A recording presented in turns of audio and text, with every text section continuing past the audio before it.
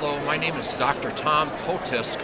I'm a chiropractor in South Milwaukee, Wisconsin, and I've got some really interesting chiropractic stories to share in my 25 years of practice.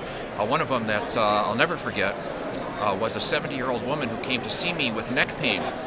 And when I walked into the treatment room to take my history, I noticed that she had hearing aids in both ears, and I didn't pay any attention to it. She proceeded to tell me that her chief complaint was her neck. It had bothered her for a couple of years. She had trouble moving it, stiffness, and it made some noises, cracking sounds when she moved it around. And she was coming to me to get some help for that. So I proceeded with my examination, my x-ray, met with her the next day, gave her a report of findings, explained to her what I thought was wrong with her neck and what it would take to help it. I prescribed a series of adjustments over a couple of weeks, twice a week for about 6 weeks, I believe. I sat her down in a chair and I gave her a cervical chair adjustment, and it was to the C6 cervical vertebrae at the base of the neck. And it wasn't a great adjustment, you know, it didn't make a lot of movement, it didn't make a lot of noise. I'd love to claim that it was a terrific adjustment, but it wasn't my best. So sent her home, thought nothing of it. She came back the next day. I walked into the treatment room, and there she was standing with a clenched fist. That was the first thing I noticed, and I got scared. I thought she was going to hit me. I did something wrong. But I looked up and I saw tears in her eyes. And she slowly opened up her hand, and I looked down at it, and there were those 2 hearing aids. And she says, "Doc, ever since you adjusted my neck, I don't need these anymore. I can hear excellent right now for the first time in about 8 years." So we both cried about that for quite a while. It was just amazing. It was the first time I'd ever had a hearing improvement in a patient. I've heard it happen to other chiropractors.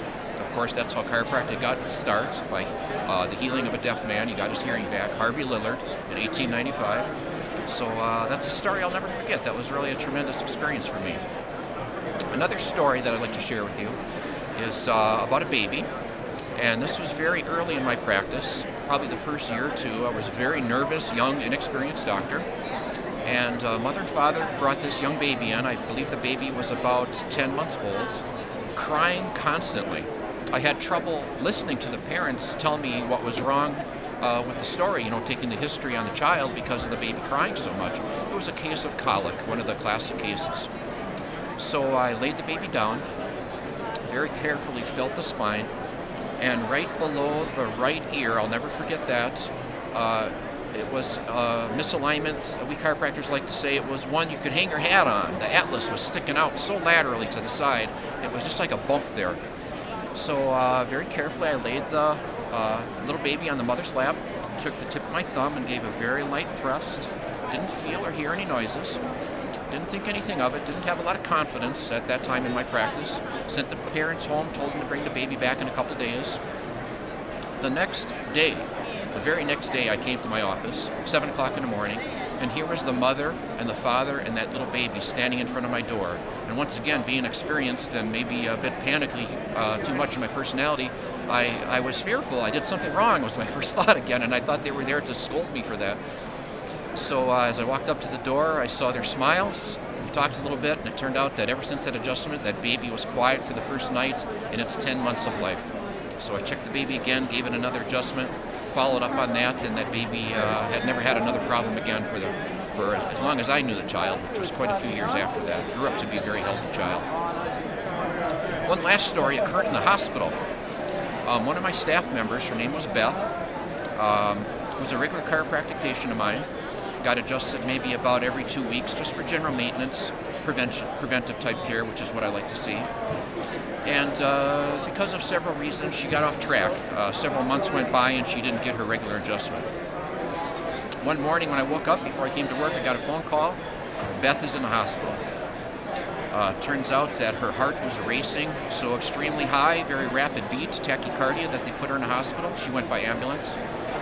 So I went to work, carried on with my day, called her husband, and found out that they told the husband that Beth might pass away because of that heart. They couldn't get it under control. So I went to the hospital, saw Beth. She was in the intensive care unit of the hospital, and I went there late in the evening. It was quite quiet around there.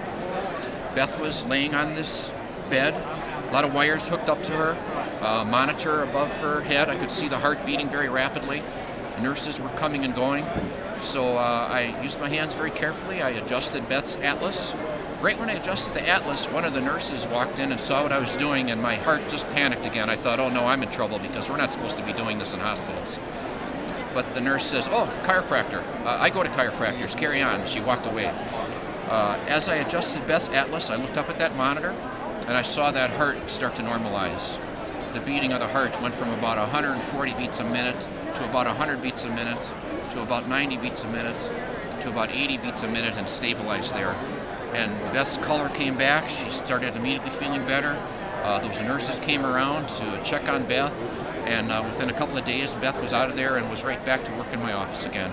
And she never missed another one of her maintenance adjustments. Those are my stories.